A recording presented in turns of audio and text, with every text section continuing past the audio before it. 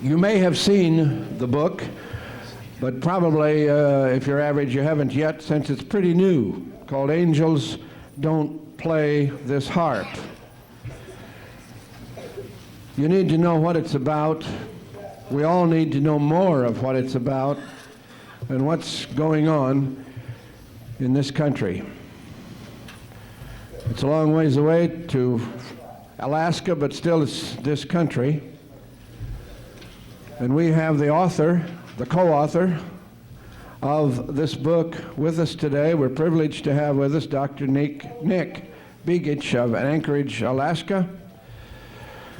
And you want to get that book before you leave if you don't have it already, so you'll have more documentation of what really is going on. It might be depressing, but we need to be informed. We know there's been things going on in the changes that go around in this globe, and this may give us a little insight into some of the reasons for them. So let's give a nice warm welcome, if we can do that, a warm welcome to Dr. Nick Begich of Anchorage, Alaska. So they can hear. Thank you very much, Dean, and I appreciate you bringing. Wait a minute, it isn't on yet. Something isn't on.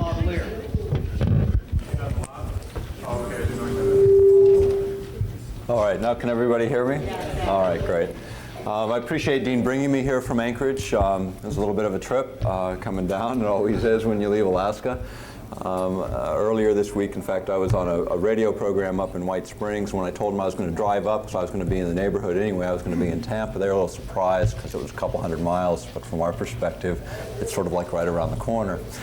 Just to get out of Alaska, it's about 1,500 miles just to hit Seattle, so it's a little bit of a journey. The area that we researched is the HARP project, and we're going to talk about that in just a moment. Just by way of background, I was born and raised in Anchorage, Alaska. My family is and was very political in Alaska, family having served in both local, state, and federal offices. My father was in the United States Congress. He died in office in 1973. In Alaska, historically, my involvement was not so much in the sciences, but was involved in educational issues. I was the past president for 2 terms of the past president of the Alaska Federation of Teachers for 2 terms, which was affiliated with the American Federation of Teachers. I was also involved in the Anchorage education. Let's try this too, because your voice didn't really project very well. So let's try this and see if it helps. I've also been involved in a number of other educational organizations in Alaska and involved in a number of educational issues nationally. About 6 years ago, I kind of turned back towards the science, got quite frustrated with the politics. And in this book, Angels Don't Play This Harp, I found a kind of unique way to combine the politics with the sciences. Jean Manning, my co-author, is from Vancouver, BC. She doesn't do a lot of speaking. She's a writer first. I was sort of a speaker first, so this comes a little more natural for me. To talk about HARP, first of all, I need to kind of give some background of sort of how we got involved in this project. Some very close friends of mine, Patrick and Gail Flanagan, had been working with me and I with them on a number of projects and ideas, and in the course of that they introduced me to a magazine called Nexus, which most of you are familiar with. In reading some back issues of the magazine, I saw a small clipping. It was just maybe 5 or 6 column inches, and it was talking about this project HARP in Alaska. And it struck me because this is my home state, and yet I'm reading an Australian publication about something going on there, and nothing in our local media. And being the curious kind of person I am, I spent a couple days in the library just sort of looking through. We have a very unique library in Alaska, in Anchorage. It's one of the 75 regional depositories for federal records. So any federal record that you request, they have to produce if it's a matter of public record. So spending the time there and researching the public record, I began to uncover layers of an onion that showed a more and more complex project. What HARP stands for is the High Frequency Active Auroral Research Project, which is a mouthful, so HARP, for the sake of the acronym, is probably the easiest way. And it's really sort of a misnomer. It sounds kind of benign, you know, HARP sounds angelic, hence the name, sort of a play on words. But again, when we looked at it, we started to uncover a pretty insidious series of scientific advancements, or maybe we call them scientific regressions, in terms of the kinds of science that were going to be practiced with this HARP tool, this HARP instrument. I wrote, at the encouragement of friends, an article for Nexus that was published in 1994. It was the first article published on the subject of any size that began to sort of disclose the beginnings of what we found. Having published that, that's where Jean Manning and I crossed trails. She read the article, was interested in the subject matter, had been pursuing it herself for a number of years, much longer than I had. We collaborated on the book, collaborated on research, along with the support and assistance of about 150 independent researchers that were one way or another connected to our work. So, to talk a little bit about what HARP is, kind of a few ways to sort of break it down, and I'm going to jump around a little bit as I present the material. One of the things that we were very careful to do in constructing the book was the selection of the materials that we used in the text. And we had probably 400 or 500 source documents. By the time we finished the research, we used only about 150 of the documents, and we cite them in 350 footnotes scattered through the text. And the reason we did that in that way, more as a research paper rather than just a book, was people need not only the information, but they need to know their sources. And we did that for two reasons. We took very complex science and reduced it to what we consider to be plain English. Some people still struggle with parts of it, but things break down in the book in the way it's explained, and then the footnotes are really there for people that have a real sincere interest in pursuing specific subject matter within the content of the book, and they can go and find that. Most of the source documents are pretty readily available. We've made them available numerous occasions to media. At this point, we've had quite a bit of radio airtime. We've also had footage that was run coast to coast on Canadian Broadcasting System. This past Tuesday, it was during their prime time on a show called Undercurrents. We were filmed for Sightings, which all of you are surely familiar with. That'll be airing the end of the month, first part of February. And then we were aired as a segment in a 1-hour BBC television special on this science of the HARP project. So it's starting to gain the kind of attention that it needs. And again, to kind of talk a little bit about what is this project, what does the military say this project is, and who's running it. It's a joint venture between the United States Air Force and Navy. It's being operated in a place called Gacona, Alaska, which is about 250 miles northeast of Anchorage. It's actually the location of the old backscatter radar, which was abandoned at the end of the Cold War. The site was abandoned and has been now converted to the HARP site. It's about 5,000 acres total, which people may think is a lot of land, but in Alaska perspective, it's not very much. It's a small parcel. The transmitter itself is a radio frequency transmitter. It has a unique design that's much different than anything that's been designed previously. The military refers to these as ionospheric heaters, not radio frequency transmitters. And that's a big distinguishing characteristic. It's not sending you music. It's designed specifically to perturb or disturb a portion of the ionosphere. And the ionosphere is 50 to 620 miles above the Earth's surface. It's an energized area. It protects the planet. It shields the planet from a number of incoming radiations, X-rays, cosmic rays, radiations that would be damaging and deadly to biological life.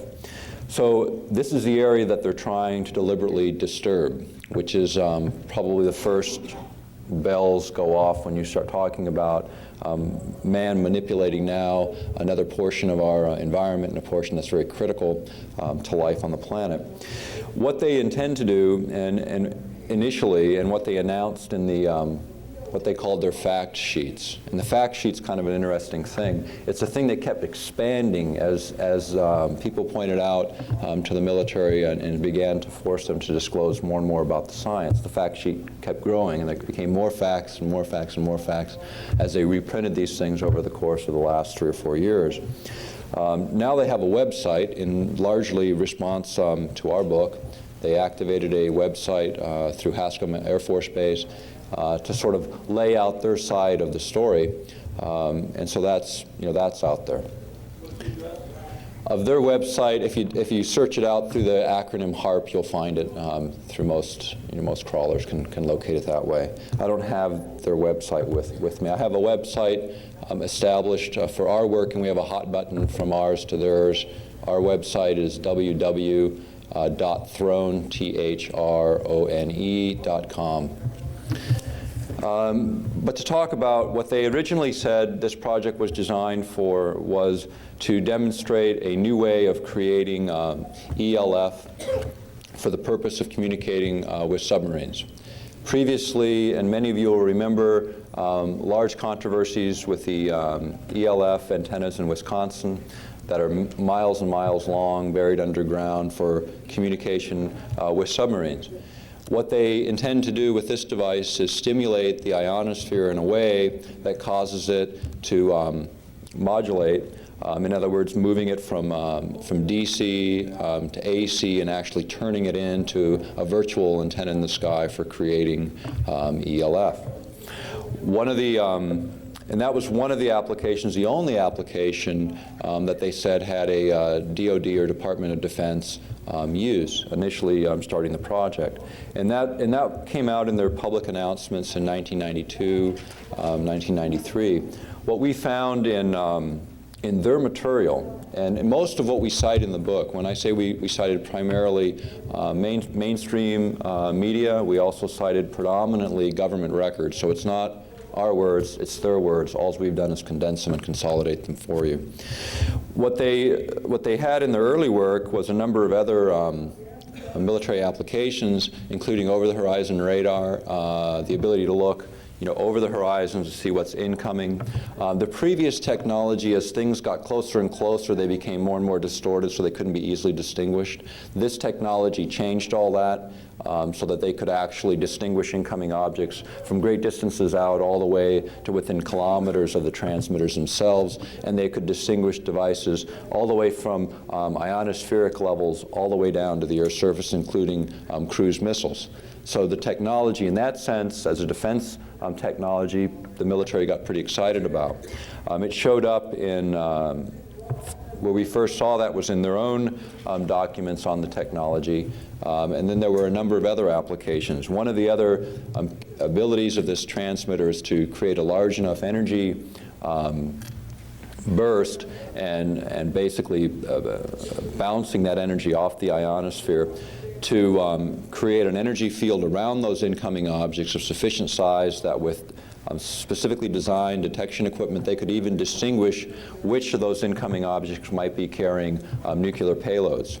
This is, again, very important from a military standpoint. If you ever have a nuclear attack, what they've always expected was as many as 100,000 incoming objects.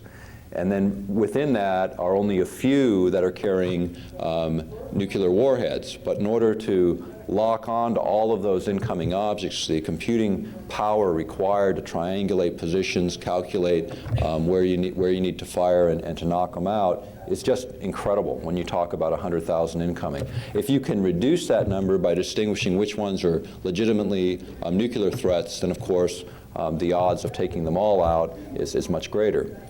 So this was another area that the military got pretty excited about. One of the other areas that we uncovered in our research that the military didn't acknowledge, at this point, as far as we know, still hasn't acknowledged, is the power beaming technologies, transferring energy from one point on the planet to another by essentially taking natural gas, changing it to electrical energy, changing it to radio frequency energy, and then beaming that. What they envisioned were large reflectors, and then bouncing that to another point on the planet for reconfiguration back to electrical energy where it could be transmitted through an energy grid. The subtitle of this book is, by the way, Advances in Tesla Technology. And we're going to talk a little bit about how that came about. What happened structurally and how this technology changed. First of all, ionospheric heaters are not new. They've been around a long time. HARP is new because they have some new patents that apply to this specific transmitter that we'll talk about as we go through this today.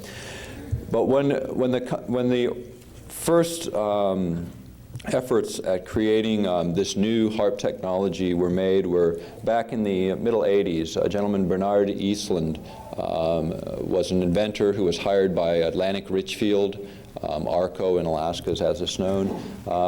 And they ARCO created a first-line subsidiary around him. ARCO is big. I mean, they're one of the biggest oil companies in the world, one of the biggest companies in the world. They own half of the natural gas and oil on the North Slope of Alaska, which is the largest reserve in the United States.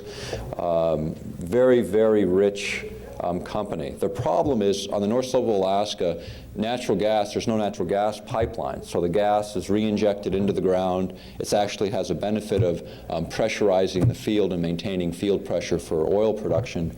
But they've always sought a market for this gas. The problem is the cost of building a pipeline from Alaska to a coastal zone, and then liquefaction plants, shipping liquefaction facilities, and then deliquification plants, all very expensive, making the gas essentially economically not marketable at this point in the game. ARCO wanted to find a market for that gas, so they hired Bernard Eastland to come up with some use for it in place on the North Slope of Alaska, hence ionospheric heaters, which require a huge amount of energy, and the ideal source of energy, natural gas. When we first pulled the Eastland patents, it was as a result of the article in Nexus magazine. And we have a complete patent file, as well as all active patents are on CDs in our library, public library in Alaska, so it's very easy to source that. When we sourced it, the first thing I noted was in the references in the patent, there were a couple references to newspaper articles, New York Times, one in 1915 and one in 1940. And the first thing that struck me was Tesla. Because when you see a modern day patent dealing with this kind of energy, that was the first thing that struck me. When I pulled the patents, that's exactly who those articles were about. And they were Tesla describing a weapon system that would act, as the article said, like bolts of lightning from Thor. And really, it was kind of a pretty clear characterization of what HARP has the potential of being. Having seen that, looking a little deeper, what we found is that the patent itself actually recommended the ideal location for the HARP transmitters was the North Slope of Alaska for a number of reasons. One of those being the location of large supplies of natural gas. Again, Eastland's charge was to find a way to expend that natural gas. And secondly it's the closest point where you have large fuel supplies, and it's also the point in which, when you visualize the magnetic lines of force of the planet, they intersect the Earth at the poles, and this is the closest point to those intersection points. And what they're trying to do is manipulate those magnetic lines of force by injecting additional energy into the ionosphere, into those magnetic lines. The University of Alaska Geophysical Institute, most of you, if any of you, have probably not heard of the depth of research. We have a rocket launch facility up there. We've had it for over 20 years. It's probably the aggregate funding for that facility is probably now amounts to hundreds of millions of dollars. We have a number of probably the heart of a lot of the ionospheric research going on globally is taking place in Alaska. The other interesting component was, from a military standpoint, was the remoteness of Alaska. Nevada used to be the place they played games with weapon systems, but Alaska is quickly becoming the hub of a lot of this experimentation because it is remote. We're 586,000 square miles. We have less than 500,000 people as a statewide population. Half of those people live in Anchorage. We're talking about an area the size of Montana, the North Slope of Alaska, and about 8,000 people live in that entire region. Major portion of that region is reserved as wildlife refuge with virtually no population except indigenous people, very small population. And another major chunk of that land on the North Slope is a naval petroleum reserve, which is interesting in and of itself, because on the petroleum reserve are capped natural gas wells, and it's also the site all across the North Slope of Alaska, the old dew line, which was the radar station set up to protect the country from invasion by the former Soviet Union. But on the dew line, every so many miles, there's an airstrip, there's buildings, there's infrastructure that would support a series of, today, a series of ionospheric heaters such as the ones we're describing. Magneto-hydrodynamic generators, which run on natural gas being converted to electricity, are very small and compact and have the capability of generating very vast amounts of energy and can very easily be stationed at these various locations quickly and pretty simply. What we found in Eastland's work was what he envisioned was a huge transmitting antenna array, or collection or group of antennas. What he envisioned was an antenna array, a single array, measuring 20 kilometers by 20 kilometers. So I mean, it's huge is what he envisioned. What the military has maintained, because they've been beat up pretty thoroughly on the issue of Eastland's work, what they've been maintaining is, and they continue to say, we're not using Eastland's patent. And in the sense that it's not 20 kilometers by 20 kilometers, they're correct. What we found, and what all the other researchers that we ran into that were looking at this, they only found 3 patents. They found the 3 original Eastland patents. In our research, we found 9 additional patents that were not Eastland's. They were others. But they were the 12 patents owned by APTI, this first-line subsidiary of ARCO. APTI, ARCO Power Technologies, just as a chronology, was originally owned by ARCO. They reported in the reported annual sales of $5 million as a subsidiary a year. They had 25 people on their staff, most of whom were located in Washington, D.C. And yet the first phase of the contract on HARP, they were bidding against Raytheon Corporation, which at the time was the 42nd largest corporation on the Fortune 500 list. They are one of the largest weapons manufacturers in the world. Raytheon is, the Patriot missile system is one of their programs. So this little subsidiary, never doing any military contracting work, having no history at all, bids against Raytheon on a project that originally was $30 million, 6 times their annual sales, and they win it. Part of my sort of eclectic background is I was involved in government procurement for a number of years, and as part of that, one of the only ways that you can get those kind of contracts is either you're a sole source, you have something nobody else has, or you have what they call proprietary information no one else can get. The proprietary information that they had were the 12 patents of APTI, and each of those patents is described here. What we found in the patents that was particularly interesting is the chain of sort of a chain of reference. And when you look at a patent, there's always the references. Well, the major patents that the military is using all reference Eastland's original patents. So there's the hook 1 back to Eastland's original work. The other hook of these patents, and what confirms that these patents are being used, APTI in their contract, which is about a 4-inch thick document, had to describe who the key personnel would be assigned to this specific project. And the only information in that contract that was considered proprietary or private, not disclosable by the government, was a list of those key people. And so I think there's something to be said for military intelligence, because when they Xeroxed our copy for us, they put like a little yellow sticky note over those names, and when you burn them through on a Xerox, they bleed through. They're very faint, but when you hold them to the light, you can read them. So we read them and made our list, and then we compared those names against the other 9 patents, and 2 of those names were a match. One was for the power beaming technologies that I discussed just a moment ago, and the other was for a new antenna, receiving and sending antenna system. What the military didn't tell in this chronology of events, things that we found out that were the most startling, deal with the ability of these kinds of weapons to affect human behavior, animal migration patterns, and global weather systems. And I'm going to talk about those because those always seem to be the issues that come up the most frequently. Something else that I want to say in all of this is our purpose in writing this is not to generate fear.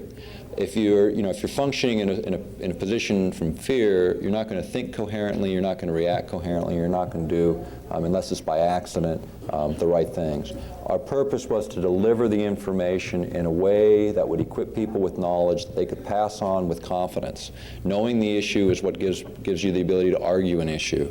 The other thing that we attempted to do in presenting this material is, unlike nuclear weapons programs that now 50 years later we find out the government knew all along the kind of physiological damage that could be created from testing these weapons in the United States. We don't have to wait 50 years to find out about HARP technologies. That information is available now. The project is in just its first phase of a multi-phase project. There's actually 2 phases of construction that the contract has already been let, although the second phase is not funded. The first phase was funded and has been completed and is currently in a testing mode. It has been testing since December 15th, 1994. It's been intermittent.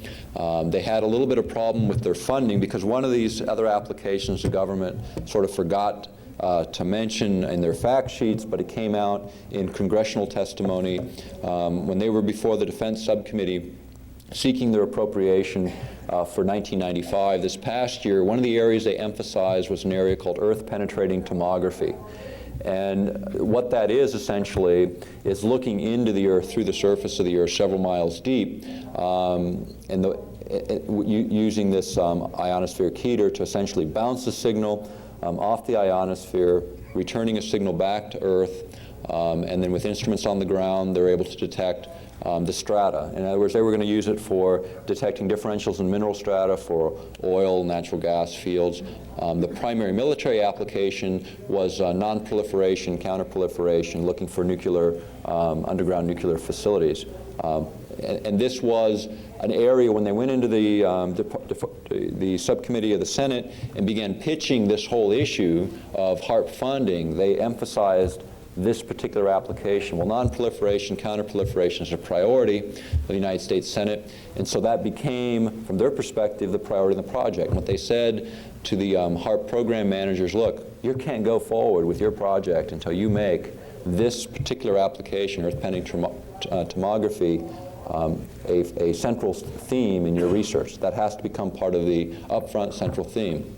The problem there was they hadn't included in, the HARP people hadn't included in the other part of the bureaucracy in the Pentagon that deals with that specific area, so they had to spend most of the last year sort of selling their own guys and expanding the base of who was involved in this project so they could go back to the Congress and ask for funding for this year.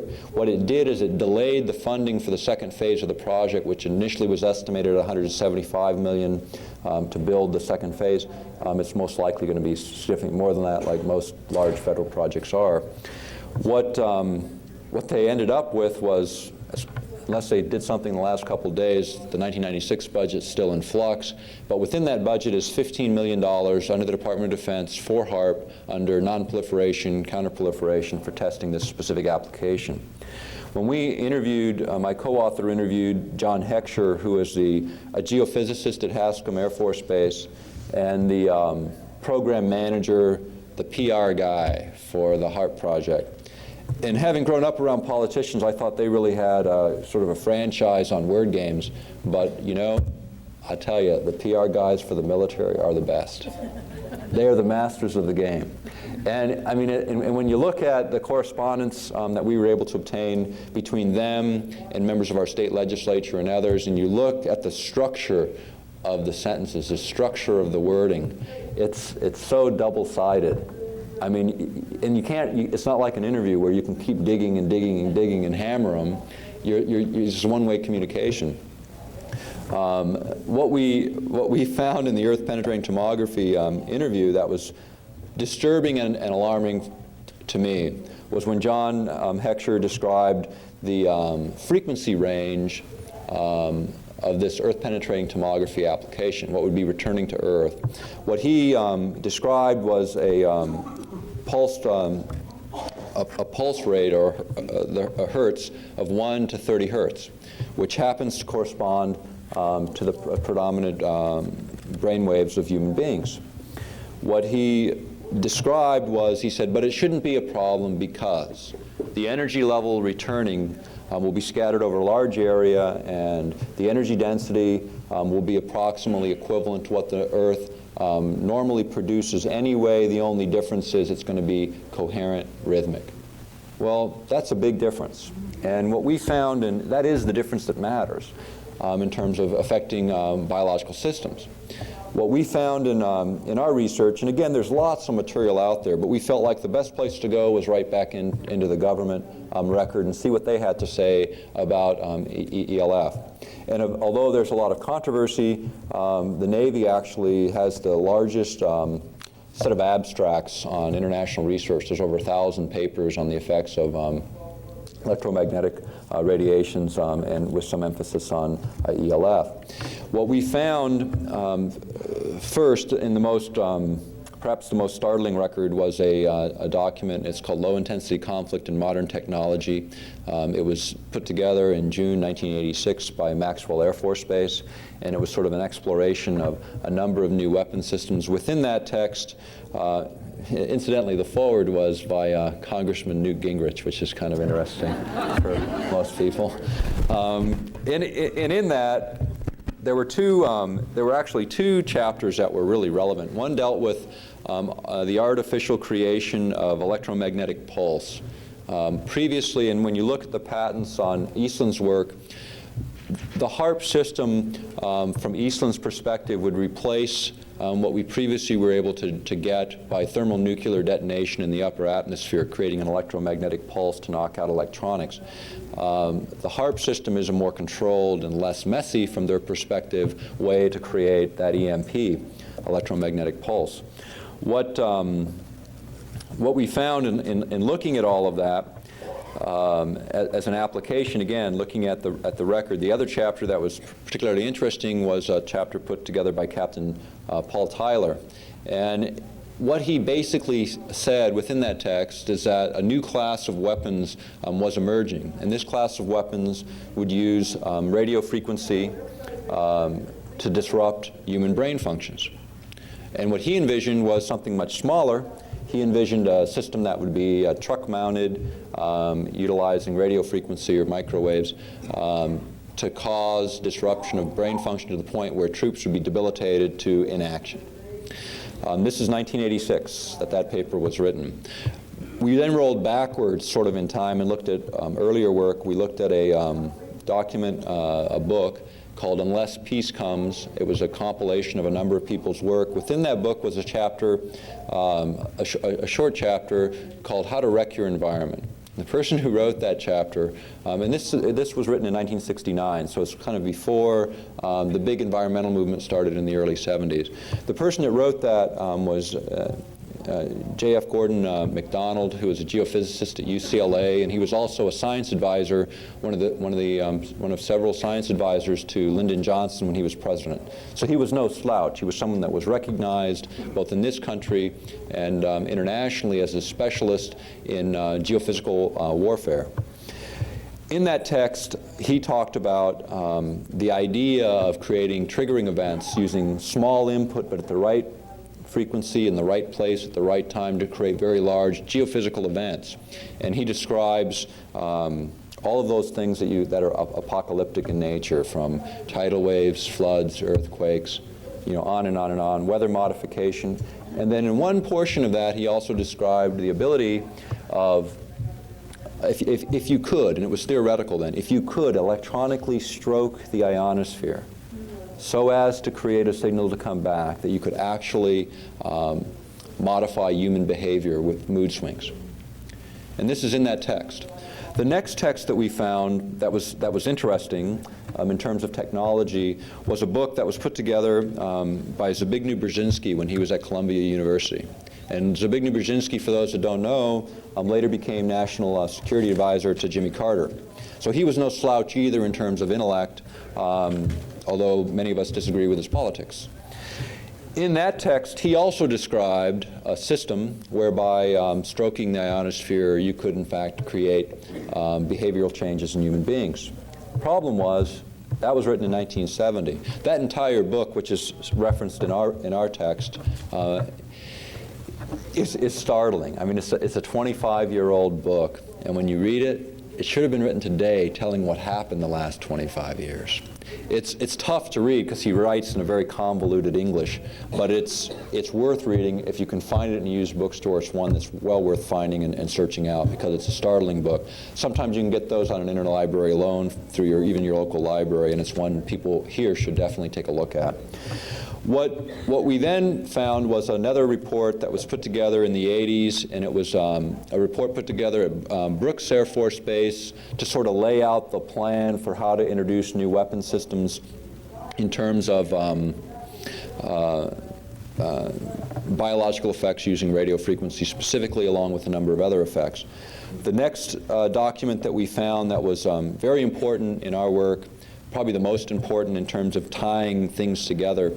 And I'm going to talk a lot more about this in the workshop we'll be doing tomorrow, but the non-lethal weapons application of HAARP, which is really how you have to classify this system. And when you think about the news reports on non-lethal weapons over the last few years, they all talk about sticky foams and things that are going to dissolve rubber tires. And every once in a while, sort of as a tagline at the end, they mention radio frequency weapons and microwave weapons and kind of leave it at that and go away.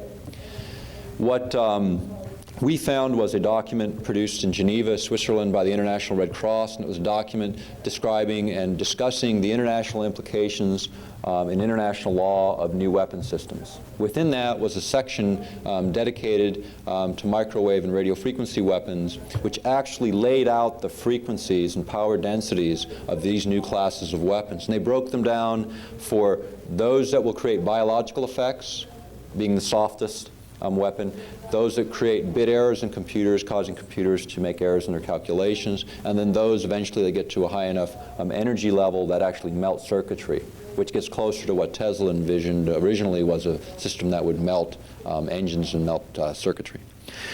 When we looked at that, there was another startling thing that popped out of that document that sort of tied some things together for us, and it was the issue of there was a section dedicated to the chemicals weapons ban and chemical weapons treaty, and it actually laid out a clause, and this is interesting to know and it's important to know, and it really speaks to what Mr. Thibodeau was saying last night, only this is a document you can go to and reach in and see it. And what it was is the idea that you couldn't use what you couldn't use domestically. There's actually a clause within the Chemical Test Ban Treaty and the Chemical Weapons Treaties that say you can't use it internationally, but you can use and develop these types of weapons for domestic purposes, for domestic police actions.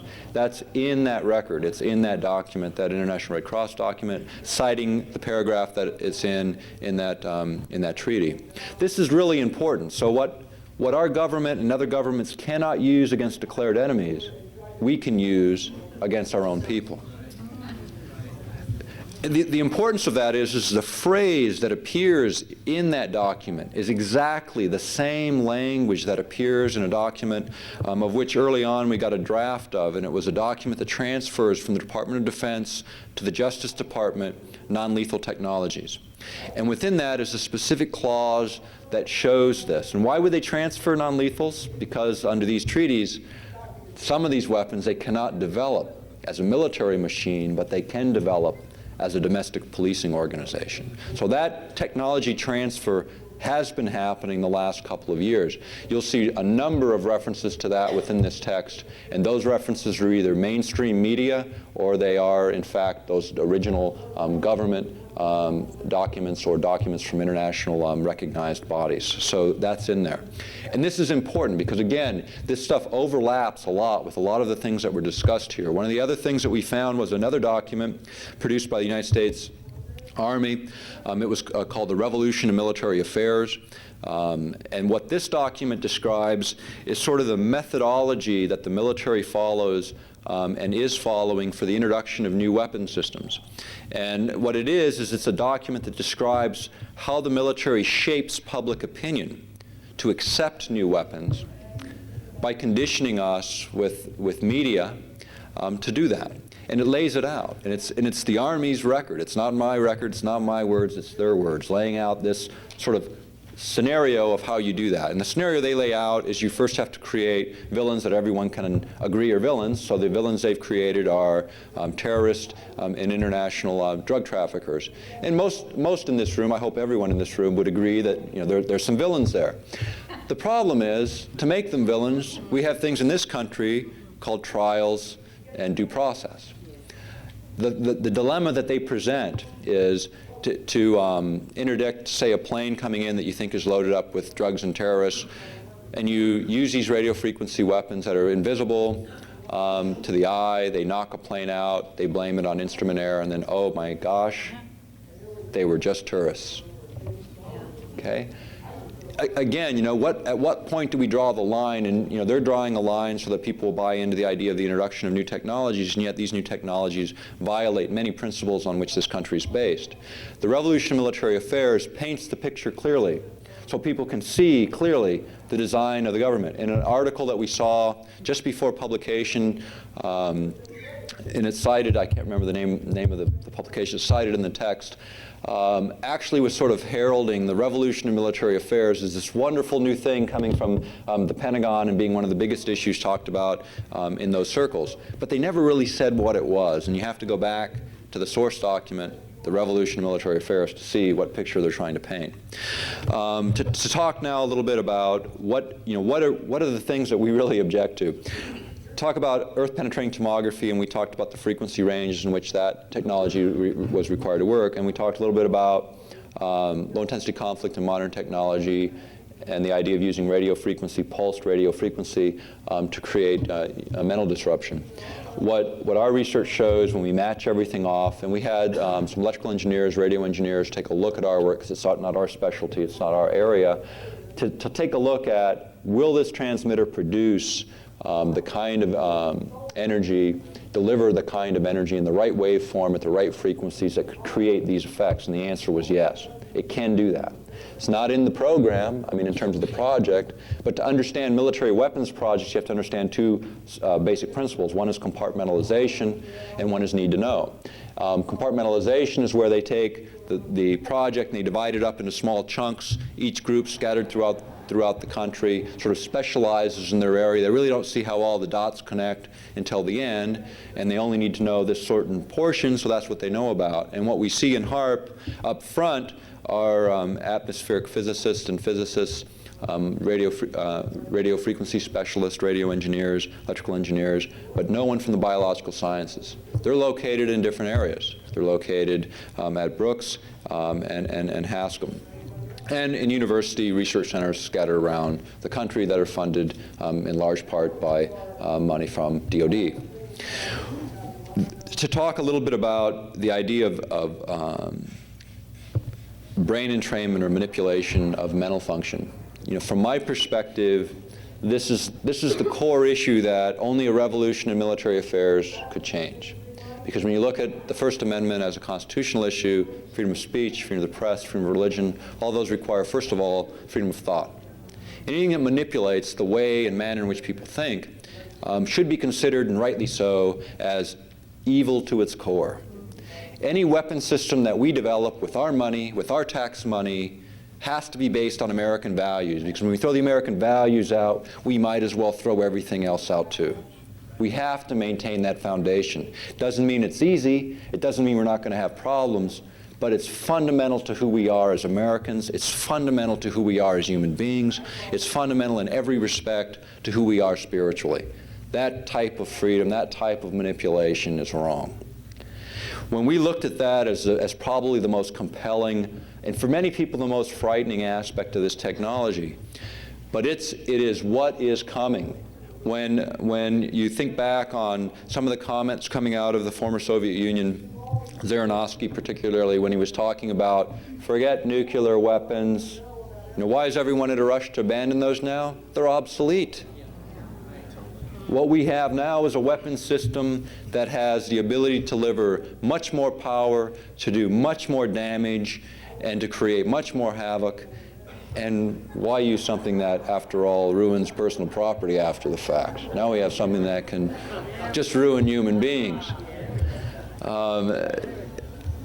A friend of mine said it was, and not necessarily agreeing, but he said that it was the ideal Republican weapon because it kept property intact but took out people. I'm an independent, so I thought it was an interesting analogy in any case.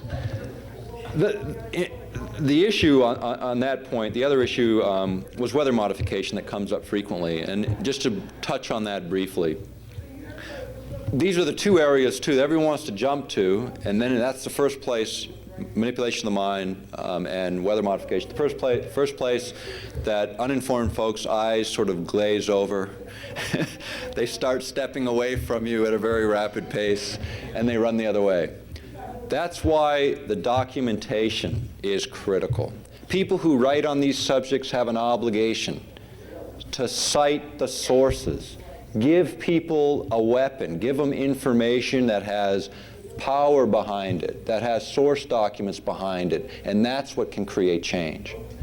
When you look at weather modification, it goes back decades. It goes back, the earliest source that we found was late 50s. It's something the military's wanted for a long time. It's something they've had, my belief, for a number of years. When you look back historically, there is a treaty, an international treaty. We're a signatory to that treaty, which actually forbids the use of weather modification in military applications. It was signed in 1977, almost 20 years ago. 20 years ago, the state of the technology was high enough to create enough international concern to enter into an agreement. The militia of Montana, who are represented here today, raised this issue in congressional testimony and were laughed at the United States Senate. They rightly raised that issue. They raised it in the right forum. The problem at the time was they didn't have the hard documents in front of them that they could then push into that arena to kill the laughter and create the change. No one's laughing anymore. Angels Don't Play This Harp, which we wrote, lays out the framework under which weather modification can take place and how it actually works to the extent that we were able to find. We don't believe this is the end of what's out there. We think it's the tip of a very large iceberg. We think we've broken through enough of the barriers on HAARP to say it's a dangerous system, it's one that we ought to legitimately shut down. When we look at in our research, we get a lot of correspondence from people, a lot of information coming in, and a lot of it's unfounded. You don't need to add a whole lot more in to say, hey, we have enough. I mean, there's enough here to say, let's stop this technology, let's stop this project. There's no need to speculate on what it might do. There's enough that we've shown it will do. You can speculate, it's kind of fun, it's entertaining, but it doesn't bring credibility to the issue. If there's hard documents out there, the best source has been average folks for us, because a lot of things don't migrate across wire services. There's such a huge body of information, collecting it up, it's impossible for one individual to do it. The other caution I would put forward is the internet is not the best source. We found 30% of the quoted sources that we found off the net were false. Linda Thompson came up. We saw documents of hers, 17 sources cited. I just looked up 15 of them in the law library that didn't exist. It isn't unusual that people quote things that don't exist. It's incumbent on folks to check your own sources, verify the information. If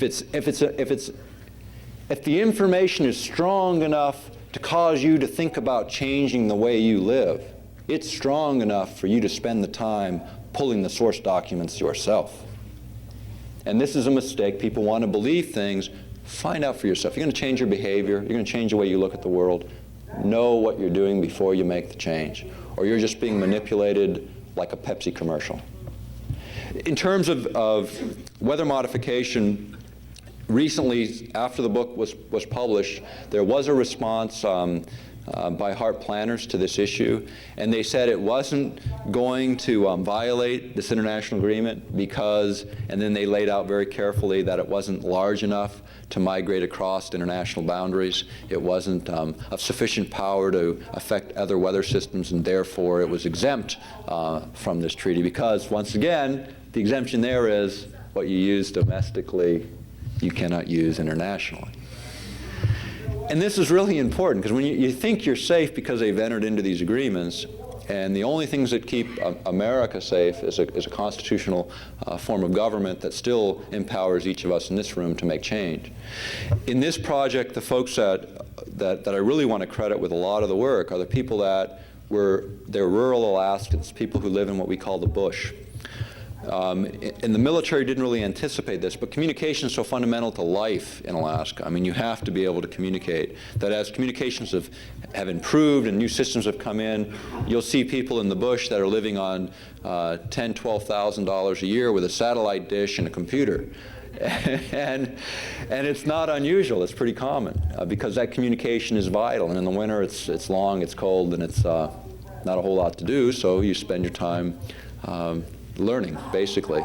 Well, these guys in the bush really kept this ball rolling, because every time they hammered something at the government and the government was forced to respond, a little grain of sand would pop out of the mix. And over time, all those grains of sand made a beach and gave us a place to plant ourselves and take the issue forward. Every little effort cumulatively became what looks like a big effort on our part, but it isn't. It's a large effort on the part of 150 independent people. There's a group that doesn't exist. It's called No Harp. When I say doesn't exist, it's because we never had a meeting. Most of us never met each other face to face. We communicate via fax, phone, letters, email systems. Depending on the level of technology the individual is involved, people in their 80s to people in their teens. And a lot of the material wasn't useful, but it continued to channel down. There were we compartmentalized our work. We had 7 collection points.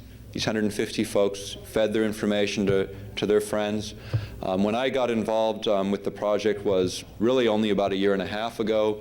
In January of '95, I became a librarian for the HARP, No HARP group. And so all of the records transferred to me, and these collection points became sort of the funnel for information. And then that material was duplicated and sent to other points to make sure that we had a record. And as we wrote the book, the technical material were put on disk and was set up so that if anything happened, we could dump it into the internet and make sure the information got out. So there's a lot of things. The internet, incidentally, was designed by the military to protect communication systems, so it can be very useful. They're trying to mess that up now, but at least for the present time, it still has a great deal of utility for conveying and relaying information. In terms of the workshop, what I'm going to do is cover probably everything that I've covered here. I've lectured on this as long as 4 hours. We won't go that long. We'll try to keep it to 3. But basically breaking down the material, breaking down the information a little further, talking about the corporate connections in all of this, talking about sort of where this research rolls out and sort of where we're going from here. We are continuing to develop materials on this project. We've put together a newsletter that's going to start coming out in February, but it's going to cover more than HARP. It'll be covering basically new sciences, health sciences, environmental sciences, and then it'll have a political section as well for those things that are very difficult to find, that are important for people to know. Primarily, it's our purpose, how we view our purpose, is to get information out. I mean, we think that the best thing that people can do is help each other self-actualize potentials. In that regard, fear is not a good way to do it. My basic philosophy is if somebody's generating fear in your life, run the other way. If they're giving you information that might shock you a little bit, that's okay, that's a normal response. But really, in the end of all of that, what you should be able to walk away with is some confidence. What do you do with this information? I mean, the things that we've talked about today, what can you do? There's a couple things that I'd ask everybody here to consider doing that are relatively simple and won't take very much of your time. This is a federally mandated run project operating within the state of Alaska. What we've been seeking is the governor's office to direct the Department of Environmental Conservation to monitor the project independent of the government and to configure a group of independent scientists to review the technology to determine, in fact, whether it's violating 10th Amendment rights, state rights, in operating within airspace in Alaska. So contacting our governor's office would be helpful. Our legislative session has begun. Our legislature is in session. Contacting the Legislative Affairs Office in Juneau, Alaska would be helpful. Expressing objection and requesting inquiry into this project.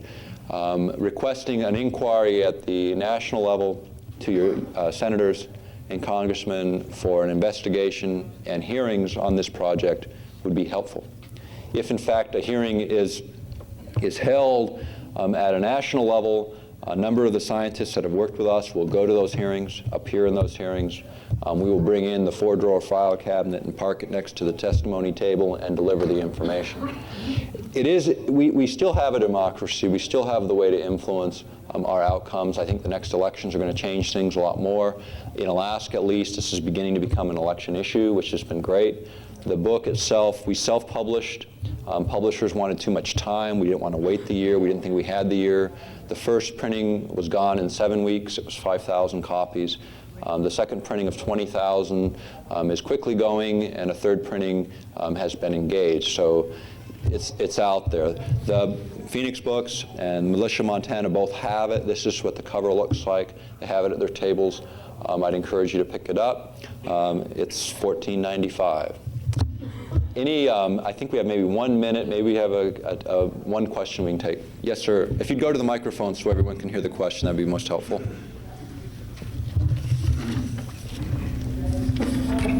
Check. Can you tell us about the wave of tragic weather that has been going across the United States right now? Do you have any evidence that this is connected to the HARP system and the testing? Okay, that question comes up often, and I cannot make a direct correlation. And this is the importance of independent monitoring, because you have to know when the system was activated, in what range it was operating, and then correlate that data with actual observances in terms of weather effects. Could it be? The answer is yes. But let's talk just real quickly. Everyone notices the anomalous weather in this country. It's not just in this country, it's globally, this unusual weather pattern. Also, everyone notices, and it's been statistically proven, earthquake frequencies increasing, tidal heights in the North Sea are increasing. All of that indicates energy release from the planet. Now we're going to add, and I didn't mention, the energy level. The effective radiated power of this transmitter at its current state of development is 1 billion watts, with a B, billion watts, a gigawatt. Where they want to go in the next phase is 4.7 gigawatts, and their desired level of output, effective radiated power, is 100 gigawatts, 100 billion watts. So here we are, we're going to punch the ionosphere with one more blast of energy. How much more energy can the planet take without the kind of apocalyptic releases that so many are looking for in the future? And with that, thank you very much.